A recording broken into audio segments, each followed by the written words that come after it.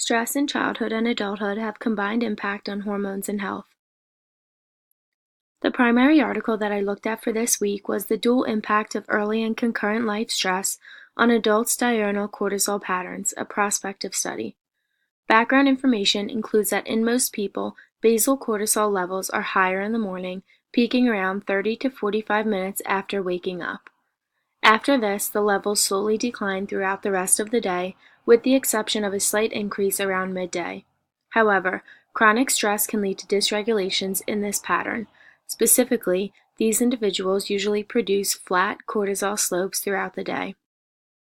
This can affect the nervous, immune, metabolic, and vascular systems, leaving a person more susceptible to mental and physical health issues. The authors of the primary article say that two forms of the flattened slope have been found to be associated with chronic stress. In one pattern, the early morning levels are lower than usual and there is less decline throughout the day. In the second pattern, the late afternoon is elevated, which also results in less decline over the day. These deviations are associated with poorer long-term physical health. Hypothalamic pituitary adrenal axis, or the HPA axis, is one of our biological systems that is responsive to stressful triggers and is responsible for mobilizing energetic resources to help the body cope with stress.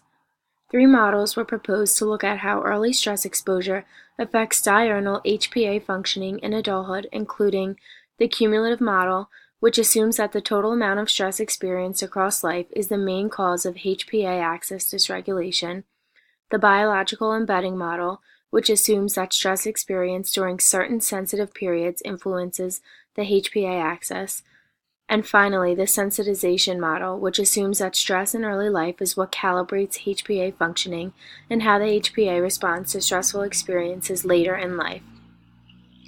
For the methods, the study involved 90 participants who were all children, all first children to mothers living below the poverty line. Each participant completed the life event schedule interview at specific target ages, and their responses were ranked on a scale from 1 to 3, or no disruption to severe disruption. The sum of all coded responses was calculated as the measure of life stress at each assessment period. Current life stress was determined by the LES score at the age of 37, when diurnal cortisol levels were also assessed.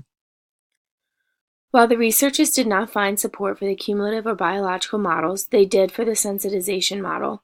Specifically, they found that cortisol levels were dependent on childhood stress and adulthood stress.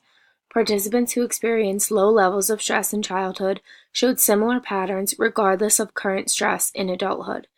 In addition, participants who had been exposed to high levels of early childhood stress showed flatter cortisol patterns, but only if they reported high levels of stress in adulthood as well.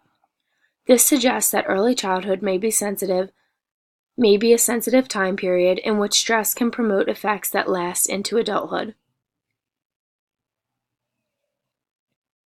The secondary article that I looked at was Stress in Childhood and Adulthood Have Combined Impact on Hormones and Health. The article provided clear background information which would have made the study easier to understand. It briefly describes the methods and made some of the results sections easier to understand. However, the article did not make any mention of how the study was looking at 3 different models and trying to figure out which was most effective for understanding the effects of stress throughout early childhood and adulthood. I thought this was a huge part of the primary article, which is why I would give the secondary article 3 stars.